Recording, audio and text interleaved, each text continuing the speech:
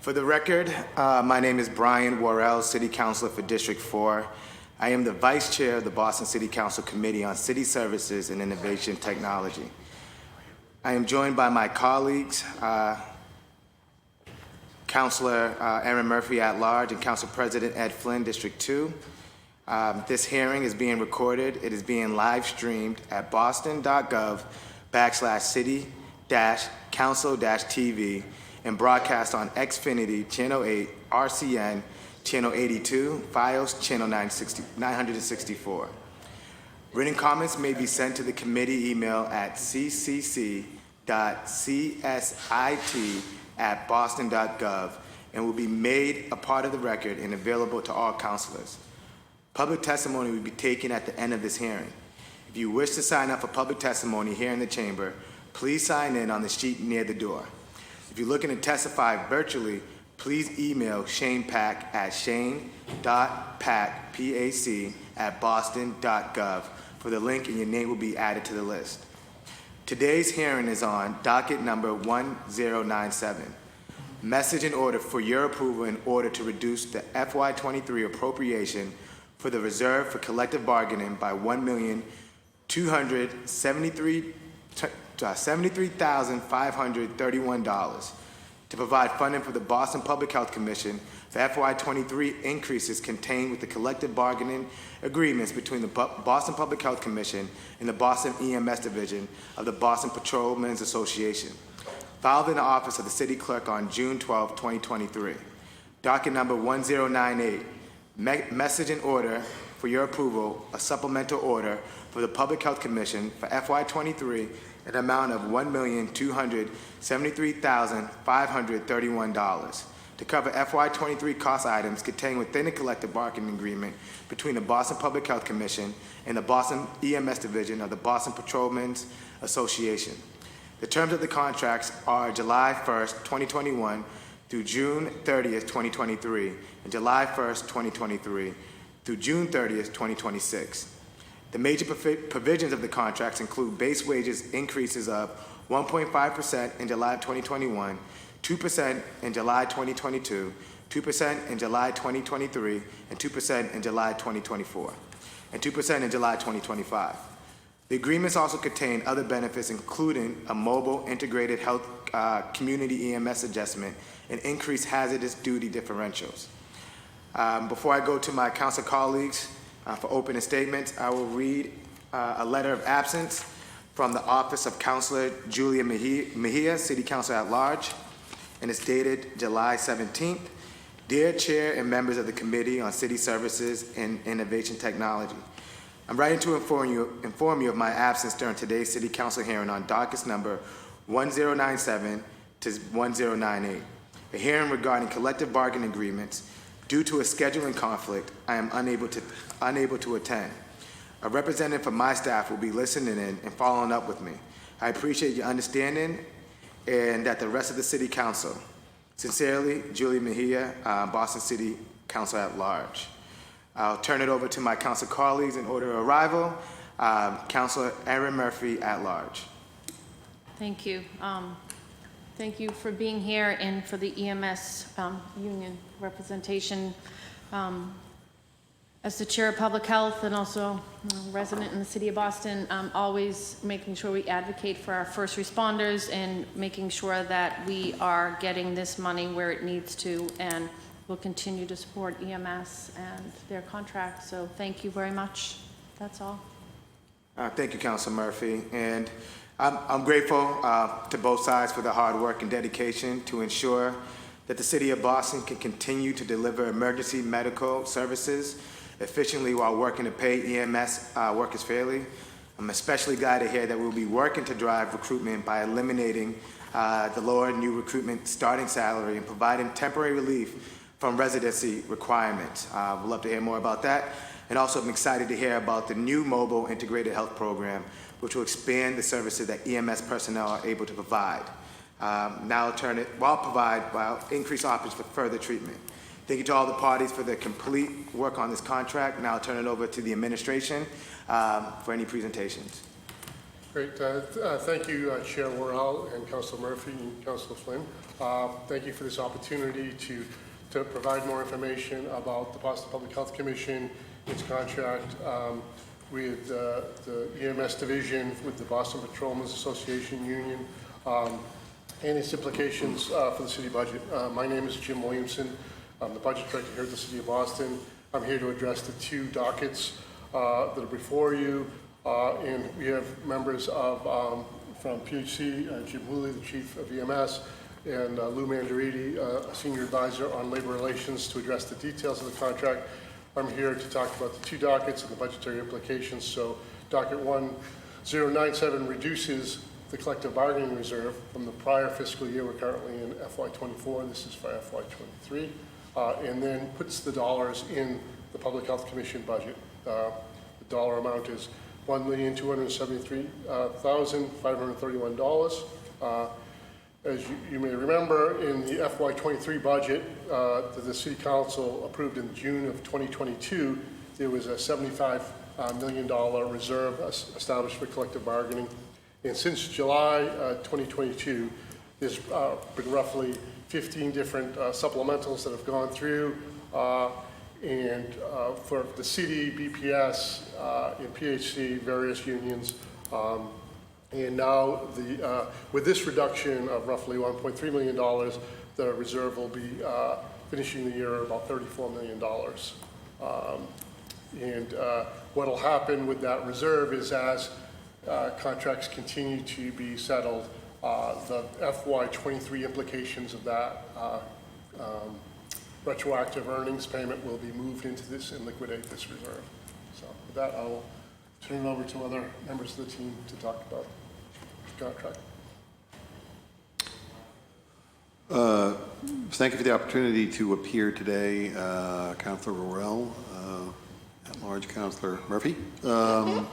So I think I just want to lay out a little bit in terms of the overall thrust here, and mostly leave the opportunity for councilors to ask questions. But this contract is one that the administration is proud to stand behind. It sort of does both things that we in the Wu administration have committed ourselves to, which is, one, first and foremost, cut a fair deal for our workers that gives them the opportunity to have economic security, and two, make collective bargaining the engine of reform in the city. So, this is a contract that substantially raises the wages of these workers, both through general wage increases and a premium related to mobile integrated health. But it's also one that wins some critical reforms for the city, some of which the city's been pursuing for a very long time. So let me just touch briefly on mobile integrated health. And I know Chief Hooley, I'm sure, will talk a lot more about that, and councilors will ask questions. But mobile integrated health is something that has the capacity to sort of reshape the way these workers, the EMTs and paramedics and other folks in this bargaining unit, do their job, how they respond to emergencies, and gives the opportunity for diversion and different responses to Bostonians in need of emergency services.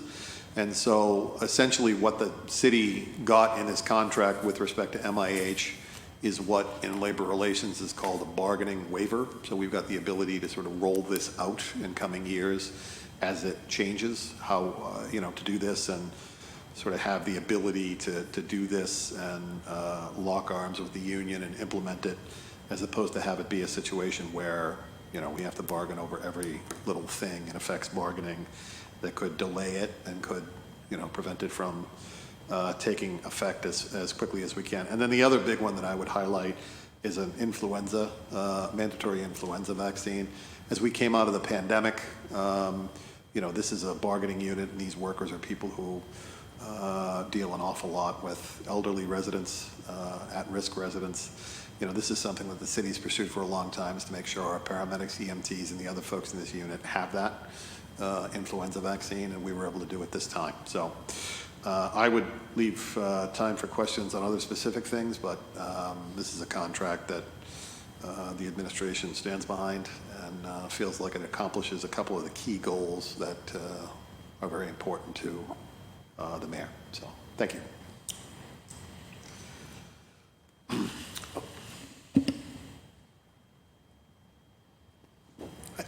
Good afternoon. Okay, it's working, okay. Jimmy Hooley, Boston EMS, and thank you all for having us down here today. And I appreciate the efforts of everybody to bring this, contract to a good conclusion, to have this stay here today. The union, and obviously all of the membership, everybody from budget, the support of the city council, which has been voiced long before we even started the process. And certainly the mayor's office and the personal involvement of our chief labor advisor, Mr. Mandarini, who really stepped in to help us move things along. I just, again, I don't know if I'm just better off getting ready for any, trying to be prepared for any questions you may have, but I'll just give a very quick thing on the MIH, because we've heard this term a few times now, mobile integrated health and the mobile integrated health adjustment. That was mobile integrated health. Emergency department avoidance allows for new patient-centered response models, including the transfer of 911 calls to telehealth providers, alternative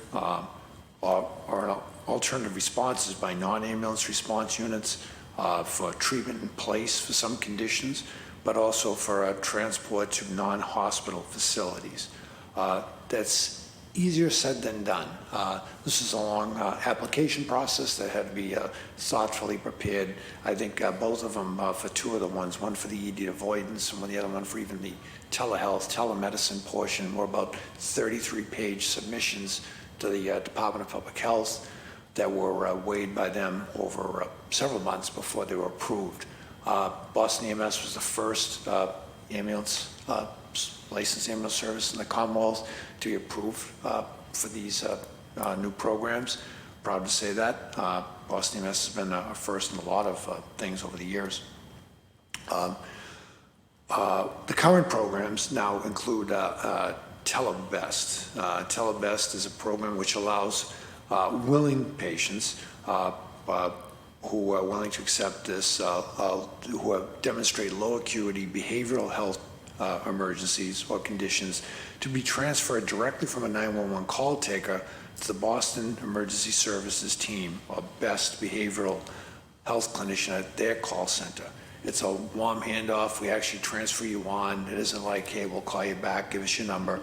It's we just transfer you over to them. Over 115 patients have so far have benefited from this service.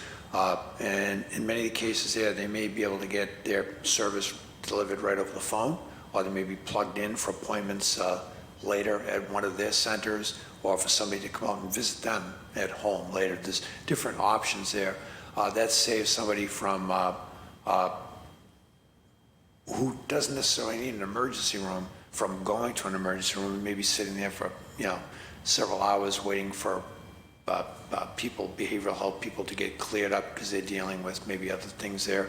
And, well, perhaps if you're going after hours, being told, well, come back, make an appointment tomorrow. So the idea is to try to get them the right service at the right time. And again, we've been doing this for a few months now, where we expanded that to recently to a 24/7 net availability.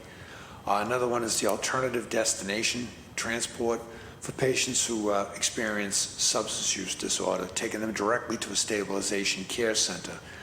We've had 21 patient transports to date where we've been able to do that. So if patients fit certain clinical criteria, perhaps they've already been resuscitated from an overdose and not exhibiting any kind of disqualifying signs or something else where we'd have to still bring them to an emergency room, we could transport them to a place where they can continue on in their treatment and continue on, try to direct them to care for substance abuse. So those are two big things, people with behavioral emergencies and substance abuse disorders, where sometimes the emergency room isn't always the best place for them. Next, we're trying to roll out the alternative response model unit, which that would include an EMT, emergency medical technician, partnered with the best behavioral health clinician in a non-transport SUV. Not unlike how the police are sometimes partnered up with the best clinician who can go out and be a resource at a scene. I believe we have one person hired and going through some of the onboarding right now, and we're trying to do some soft rollout on that so that we'll be able to offer that service as well. Again, that's not for the person who's, perhaps consumed a large medication overdose or something. I mean, we're not going to deprive anybody of going to a hospital who needs to go to the hospital. That's to be clear. This is to augment and to help facilitate treatment. Or if we're going out repeatedly in some of these cases to some patients who maybe might benefit from getting hooked up to better services, we can use this best clinician who can help us with that. And again, the idea is to, one, save ambulances from having to go to some of these calls, make them available for other things, but the end really is to deliver patients to appropriate points of care. And we did this a little bit during COVID. We had an emergency waiver to do telemedicine, where in the very early days of COVID, when you couldn't even get to a dentist if somebody had an abscess, whatever, we could have somebody speak to a transfer to a medical physician that worked with Boston Medical and attending in emergency medicine, and either decide whether you could be prescribed something and get you an appointment at BU School of Med maybe that day or the next day. And again, instead of going to sit in an emergency room that was filled with COVID patients, which wasn't the best answer. So the idea is to try to expand on these programs. And that whole MIH adjustment, that whole idea of that being one of the reasons why we wanted to be able to increase basically the grade, the compensation of grade for EMTs and paramedics and supervisors who are in this bargaining unit across the board was very important. Is this is a change and an addition to emergency medicine beyond just someone calling 911 and you try to send, you triage it, is it a priority 1, 2, 3 call, send the right resources, one, an advanced life support or basic life support or both, what do you need, and then go to an appropriate hospital. Is it a trauma center, is it a pediatric center, what have you. That's not going to go away. We're still very much here for that. What we're trying to refine are the cases where people can be treated in place. So people can maybe at some point expand this on into community health centers where people may go there because what they really need is follow-up care for primary care. They have a low acuity complaint or they could have something else. So the future of this is not completely determined. In some other parts of the country or state, EMTs and paramedics are taking care of people with congestive heart failure at home who might otherwise have a 50-mile transport to a hospital, and you're trying to see do they really need that. So it can be tailored to the communities, and ours will be very much specifically tailored for Boston, its needs. And we'll be able to work in different areas of the city as we roll it out. That's why it was important to get this adjustment or this grade upgrade as well, besides the COLA, is because Boston EMS, our members have had a great history of, as emergency medicine has changed quickly, new meds come on, new skills come on, or the state mandates new things. Our people have been very, very good about accepting it, embracing it, and doing a really good job at it, setting standards at it that other cities, other states try to emulate. But sometimes we're doing it ahead of hey, maybe there is something due for this. And so this is an attempt for us to, I think, a good faith effort by the commission, by the city, by the department to help to recognize that going forward. Because we're not just, even though these programs in the beginning may be pilots with a couple of small units doing it, right? But telebest is that anybody who calls 911, so all of our dispatchers have to be good in this, and our call takers, who are also department-trained EMTs, they all have to be good at this to make this work successfully and safely. All of our EMTs, all of our paramedics, all of our supervisors, if we're going to be doing treatment in place, if we're going to be administering some medication that you can stay at home or transport you to someplace other than an emergency room, there's a lot more responsibility involved in that now. It may sound simple that, yes, somebody who we know needs an operating room, that's one thing, but somebody who may be able to go to someplace else, go to an alternative site, that can take as much training, experience, and knowledge, and sometimes maybe a little bit more for us to do it very good, to do it very safely. And we're going to be taking very good records of how we do on this to be able to demonstrate, because you have to be able to demonstrate to the state that and to anybody else, to DPH, that we're doing this safely and effectively. So if we're going to expand on these programs and make it more valuable for the patients, for insurers, for us, for hospitals, then we have to be able to show that. So there's going to be there's a lot of work involved, and we recognize that, and so we're very happy that we're moving along with that. And just a few of the other things that were in there was, again, some other increases in the longevity, which really should help us with retaining members. It's tough when you train the best EMTs and paramedics arguably in the country. Maybe not arguably for me, but it's just fact, and only to lose them to a suburban department because they know that it would take them 15 years to gain that experience there, and they're getting it from somebody who worked here for 4 or 5 years. So that's one thing, and also introducing our first longevity bonus steps at year 5. You used to have to wait till 10 years to hit that. Now we're starting at 5, which I think is something that's also very important. So that's just a couple of the things that off the top of my head, and if you have more questions on anything else in this, we can talk about, and of course, it wasn't part of the contract because it's not, I mean, nothing changed in the contract on the residency requirement was still there in the collective bargaining agreement. But what did happen was we were able to get a suspension, reprieve, I'm not sure what the right word would be to use, from the current compliance that the commission was following with the city on that, and using terms very, very similar to the ones that was approved with the police dispatches and some other units that deal with critical staffing that we're just not getting the applicants.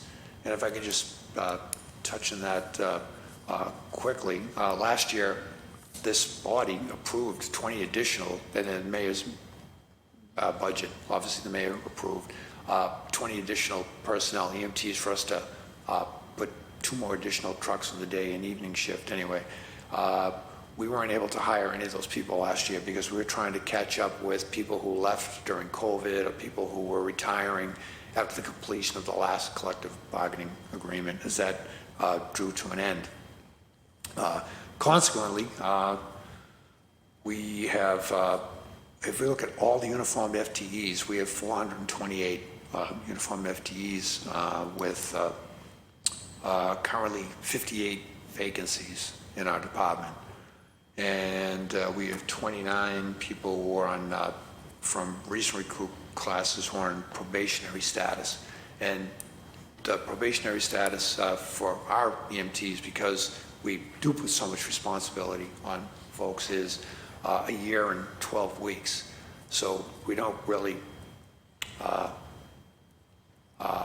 count all them until they complete their training, because you do sometimes get some attrition during the training. Some people decide this isn't exactly what I was hoping it would be I'd rather do nursing or something else, and people drop out.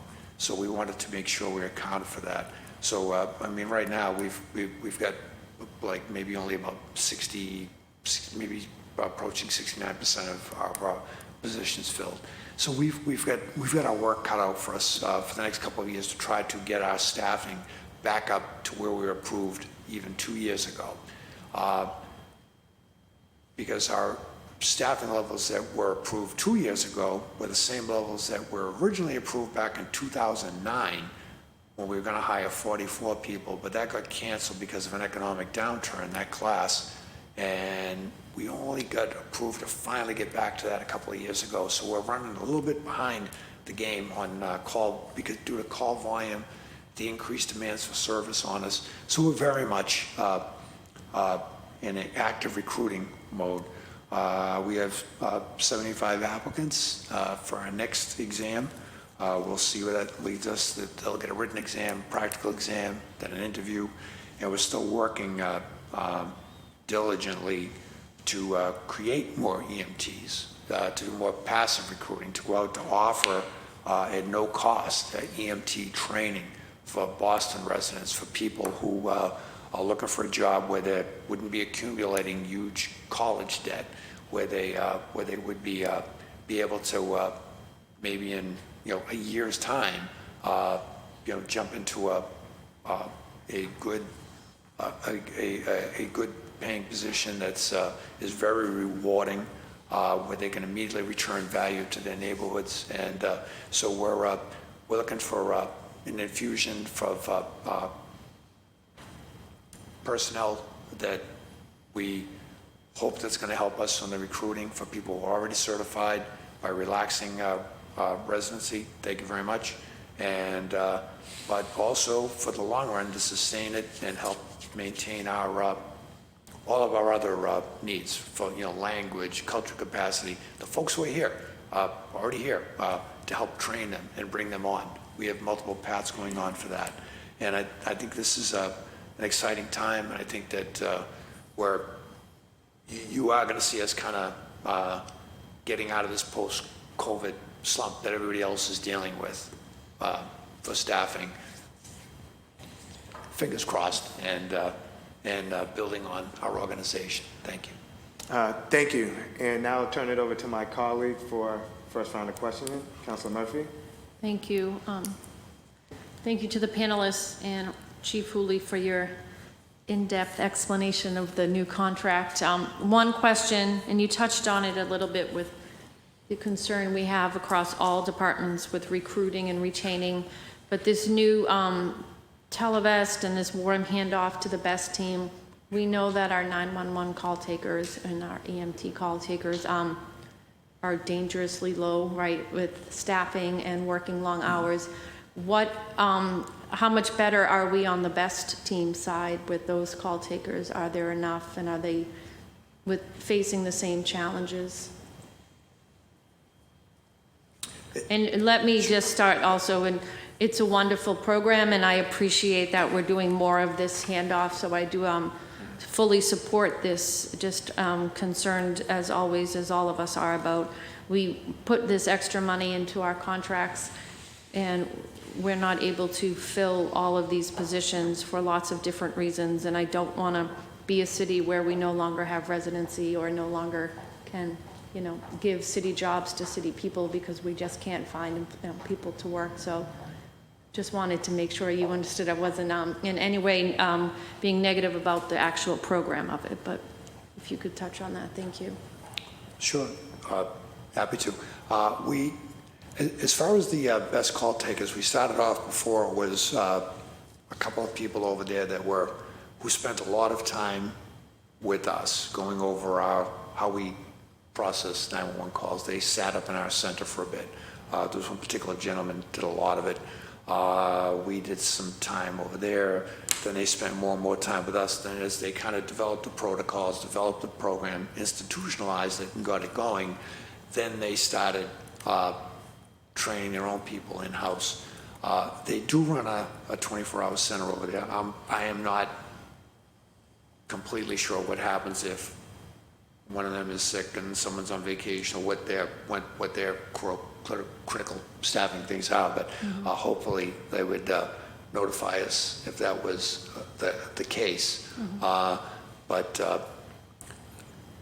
like I say, so far, I believe that that program's been starting to move along. And again, that's a little bit more work for our call takers, because again, you have to spend a few minutes trying to figure if it's appropriate. Right. But in the end, the payoff for the patient and for our system, it's, you know, like one more ambulance that gets maybe either spared a call, because sometimes we go to those calls and you might spend that 20 minutes on scene trying to figure out to try to get the person to go, and they may be going to a hospital where maybe they wind up in the end being told to make an appointment through Best the next day anyway. So if we can save them that, we do it. So, but as far as, I mean, I just made a note to myself to check to see how often that happens. That, again, it's a long handoff. We would never call Best and say, leave a message, hey, can you call back Miss Murphy back? And no. Any doubt. You're still we're- on it. Yeah, we're you're gone. still on the call, We're not, yeah.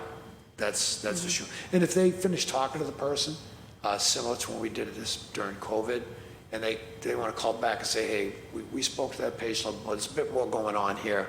You should probably we got it. Well, that's always the default. Was the other question more about the city versus? No, the just, residents? that was the only Okay, well, question, thank you. but thank you. Yeah. No, we're Thank not you. looking to give any less level of care. All right, thank you. Thank you, Council Murphy. And I just had a couple questions. Currently, do we have any EMS employees currently living outside of the city of Boston? If so, do we have a percentage of EMS or paramedics that live outside of the city of Boston? Currently, what we have is, well, in the, for people who are covered in their collective bargaining agreement, most of the city collective CBAs that I'm aware of had the 10-year, and after 10 years of service, you could be excluded. You don't have to subject to the annual reporting then. What that percentage is, I'm not sure. I'd have to get that for you, because a fair amount of our employees are under 10 years right now, but there's also percentages that were long tenured before that even came in. Counselor, we'll get you that through IGR. Thank you. And then, and we have a lot of new initiatives in MIH. How many new roles or positions would these new initiatives create? Well, right now, we're looking, last year we were looking to add 20 brand new positions. This year we got approved an additional 5 uniforms. So we're looking to bring 25 above last year's approved, the prior years. And that's for the new initiatives, or is that just for more? No. The new initiative is right now. Yes, some of these will be reassignment, but a lot of this is going to be duties that are going to be really just baked into a lot of things we're already doing now. Okay. So if you go for example, for a patient who's got a substance abuse disorder, and we encounter them maybe somewhere near Clifford Park, and they reach a certain criteria, if there's a place available where you can transport them besides an emergency room, like for example the stabilization unit that had been staffed at Roundhouse, or if more programs come online, then we would be able to bring that person directly there. With the alternative destination for people with lower acuity mental health, places like Solomon Carter in East Newton, they have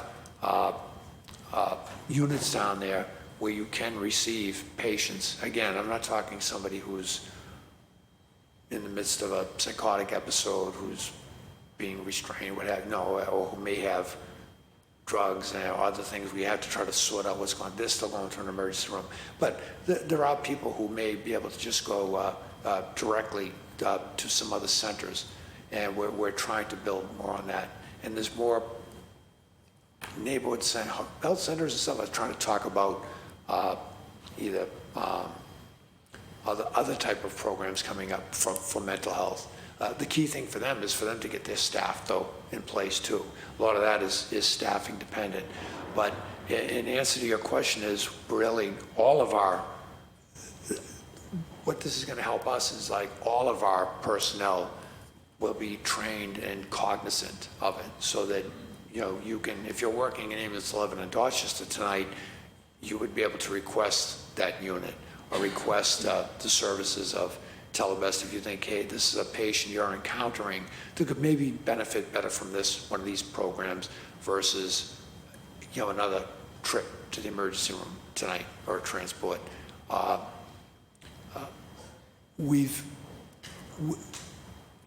And again, this could move on into like people who we see repeatedly for asthma, people who see other, so we could try to hook them up with better services. There's a lot of opportunities to go forward with this, but the idea is like all of us have to know, we don't want to do this necessarily dependent on, well, EMT, we're else working tonight, he knows how to do this, so geez, he's, you know, geez, but if he's not working, we have to wait. So that's what kind of happens in some pilot programs, but if we train everybody here to become familiar with it, cognizant with it, then it becomes more of a skill, similar to administering albuterol, doing CPR, or knowing how to, because I think the skill base for EMTs and paramedics in the state is going to be evolving that way. Awesome. And then speaking to, you know, increasing the responsibilities and making sure their skills involvement, has that changed the type of training? And can you speak to, you know, how we're making sure that they have the skills in order to take on these increased responsibilities? Yeah, I mean, I could even give you some examples of ones that even preceded this. When we started during COVID, which was an example of kind of taking on some stuff ahead of the game. A lot of folks got trained in how to do, you know, proper testing. Our folks did testing. A lot of our folks got trained in administering vaccine, whether COVID vaccine, but in the past we did flu vaccine clinics. So when there was a public health threat that like we hadn't seen in our lifetimes here, we were able to go out and be part of that. We were able to go out and yes, we weren't taking part in the mass vaccinations like Fenway Park or Gillette Stadium. We were directing our efforts. We were working in a lot of the BHA housing where we're in there all the time on calls. And folks, you know, we're going to setting up things in community centers. So we were doing screening for patients on vaccine, administering it, and those are skills that we taught a lot of people who opted to do it. But as far as on the MIH skills up in call taking, everybody who would have the occasion to take the 911 call up there gets trained on it, gets familiar with it, knows how to do the transfer, and moves it on. The supervisors have to know how to do it as well. And then in the field, as we begin to use some of these alternative models, then everybody has to become aware of it. Awesome. And then my last question, and I know you touched on these numbers, and I didn't catch them. Are we on track for recruitment targets for this year? I know you mentioned it, but I couldn't write it down quick enough. Yeah, well, people can go to the website, sign up, but that's one step. That's good. You always hope you get more people showing up. As many people show up who sign up, and that's historically doesn't always happen. I mean, we're right now at this stage, we're probably double the number of applicants than we were for the same the last process. That's good. There were times 10, 15 years ago, we could post that, that we're looking to hire, and we may get, 300 applicants sign up. That didn't mean 300 people showed up for a test, maybe you had 180, but in the end, you might have 66 candidates to actually evaluate for a job. We haven't seen that in, even prior to COVID, that kind of dropped off, but that's been a problem across the country, but even the Commonwealth here, where a lot of private ambulance companies were, begging for help. What we are seeing is, it looks like a renewed interest. I think that part of that probably is being our ability to relax the residency right now. I'm hoping that's helping. I think that we're also, again, by investing heavily into trying to train and create EMTs here, to build the pool, to look at starting get a program this fall as well to go with it. Well, those are ones where you have to have that requirement that you are from here. So we're not, it isn't one or the other. We've always valued people who, even when you had 6 months to relocate, if you had somebody who grew up here and went to Boston Public Schools, who rolled the T to work before, who, they didn't have to look at a map for the T the first time in a classroom, that those are all kind of people that, you wanted, So we've always placed a value on that, or veterans or anybody else, but we've always historically found a value in that, and hope that they go back and they attract other people from their neighborhoods and communities. That's pretty much how it was 50 years ago, when half the people who worked at Boston City Hospital came from South Boston. But that's changed now. Well, thank you. Thank you for all that you do, Chief Hooley, all the services that EMS provides to our community. You guys do an outstanding job, and just happy that you guys were here to us to talk about the new contracts. Thank you. And now we'll be joined by Matt Anderson, the union president, and also Nicholas Mutter, the union secretary.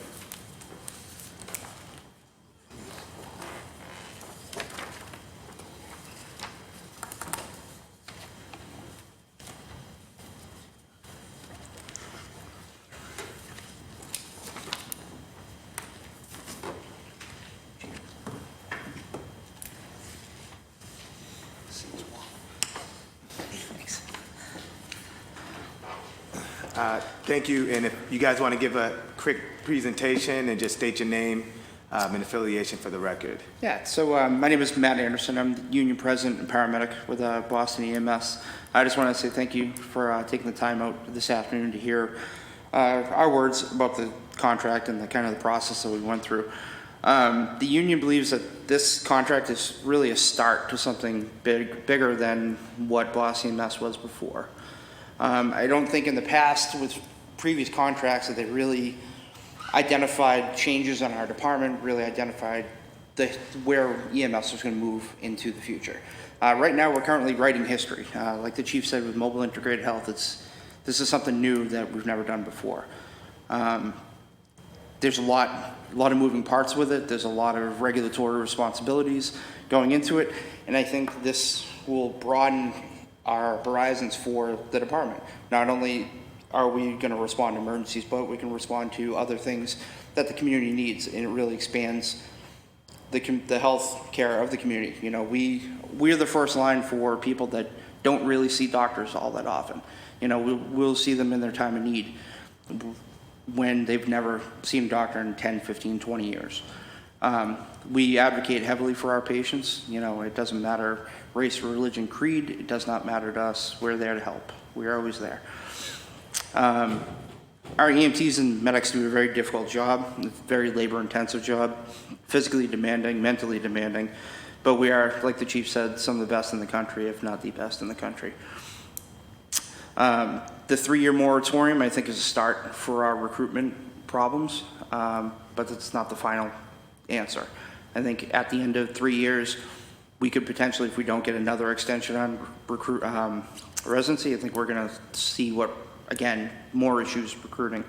And also a bigger issue is retention as well. One of the questions that you would ask the chief is what our numbers look like for members that live out of state or live out of the city. Anecdotally, we can look at our membership and say that we're about a 60-40 split of 60% of the members are less than 10 years on the department. So we have 40% that are able to move out of the city after their 10 years. We're losing a lot of people in that 40% mark, some from retirement, some are just leaving. A lot of times you're losing years of experience in that point. Those members are field training officers, paramedics, EMTs with thousands and thousands of hours on the job that are trying to help train the newer members that are coming in. But as we're losing them, we're losing a lot in that. So I think we need to really pay attention to our recruitment and retention is, I think, a huge priority for our department. We're hopeful that with this contract, we're going to bring on more qualified candidates in a more diverse pool of candidates as well. We represent a huge spectrum of people in this city, and we want to keep it that way. We like our candidates to not only be new people, but some people that came in with experience, so you have a better mix of, diversity in their backgrounds. Another question that you had asked the chief about changes in training and whatnot as far as historically. Well, I can tell you that during the bargaining process, we submitted a 900-page document to the city that highlighted about 15 to 20 years of changes in EMS. It's 900 pages, and it's huge. We are one of 5 services in the state that are allowed to use paralytics and intubate people using medication to facilitate that process. It's a very risky process, but we are able to do it, and we do it very well. We've had that waiver for about 15 years now or so. But there's other things that we do as paramedics that are approved for us, but not approved for other services. So the citizens of Boston get the best care. Look at the number of hospitals that we have, but also the best pre-hospital care, I think, in the country. That's pretty much all I have to say. Awesome. And Nicholas, Good afternoon. My name is Nicholas Mutter. I'm the secretary for the BPPA EMS division. Again, similar to what Matt said and Chief and everybody else that's been on the panels before, I'd like to thank you, Councilor Worrell, Mayor Wu, and everybody else that's been participating in this contract. As Matt led into, I think this is opening the door for a big future for EMS. We're very hopeful for this MIH program to flourish. I think part of what our membership is most excited about is being able to deliver the right care to the right patient when they need it the most.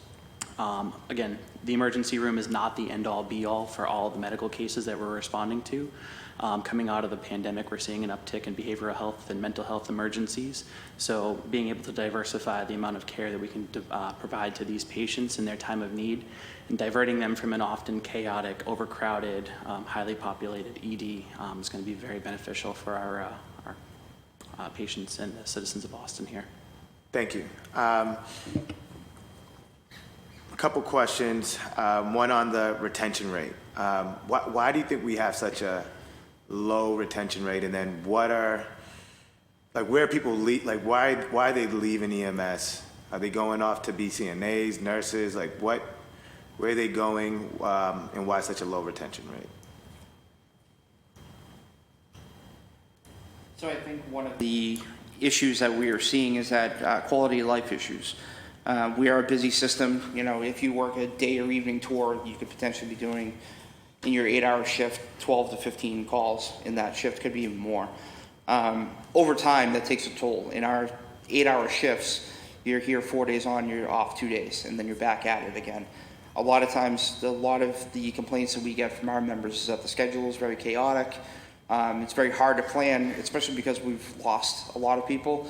Mandatory overtime is very abundant. I mean, we set a record last year for mandatory overtime, and we're already going to shatter it this year. We're projected by our numbers we're 250 ahead of where we were last year. So people are getting forced into working doubles. Our contract only stipulates two times a month, but that's still 2 times that you have to now change your life around to get childcare issues, or maybe you have an elderly family member you have to take to a doctor, or whatever your circumstances is, then it's putting a wrench into that work. So you never know when you're next up. You know, for myself, in July, I was held twice in the first 5 days. So I'm done for the month, it's great, but there's other people that are still being held. And how do you mean, like mandatory overtime? So if we don't have the staffing to staff the ambulances, and there are people that are able to be held for another tour, they'll call you and say, hey, you're held for the tour, can't go home unless you're relieved. So you're forced into a double. And that's, the double is how many hours? 16. 16, yeah. So for me, I work the night tour, so if I'm getting off at 7 o'clock in the morning, I'm not going home until 3 in the afternoon. Oh, wow. And then I'm potentially might be due in the next shift at night, so I have 8 hours off. Some people can do it, some people can't. And those are a lot of issues that we hear is, you know, quality of life issues with the schedule, and that's something that we're gonna be working with the department to try to see if we can alter schedules, have a new schedule introduced. But there are also other things, you know, like we've said, in the city, it's expensive to live. So there's a lot of people that just can't afford to live in the city, and then ultimately make that determination that, you know, taking a $25,000, $30,000 pay cut to go to a local fire department might be more beneficial for them, because they don't have to live in the city, pay the rents in the city, but they also are working only 2 days a week versus working 4 days a week. So there's a lot of quality of life issues there that we see, and we're actively working with our department to try to address a lot of those issues. Nick, is there anything to add? So to piggyback on what Matt said, as far as our membership, we have a very young membership, so home ownership is something that's very important to a lot of our members. Obviously, the cost for residency and living in Boston, purchasing a home, is something that may not be attainable to some of our membership, so that's one of the other reasons why we're losing a lot of our folks. They're looking to start a family, they're looking to buy a house and kind of create a life for them and their family. And it may be nearsighted, but sometimes they don't see that that's possible here with Boston EMS. And then speaking on that is, how does Boston compare to other cities for wages for paramedics and EMS employees? I think we're in the top 5%, but if you adjust it for the cost of living, I think then it automatically drops it down quite a bit. Awesome. And I think for me, those are all my questions. I want to just give you guys the floor one more time to give any closing remarks or tell us as a council anything that you guys will want us to know. I really don't have anything else to say other than thank you for the time. We appreciate the city's commitment to working with us in the bargaining process. It was a long process. There were some contentious moments, but we got it done. We think it was a fair contract, but this is also a building point for us.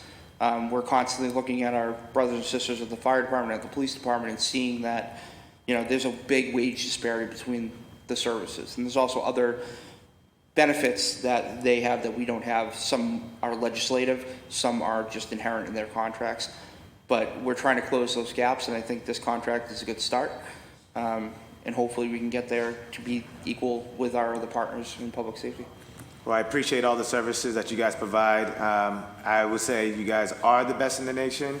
So thank you for all that you do. You guys always show up, whether it's a pandemic or, you know, in whatever situation's going on, you guys are always there. So I just want to say thank you for all the work, and just thank you for all your services.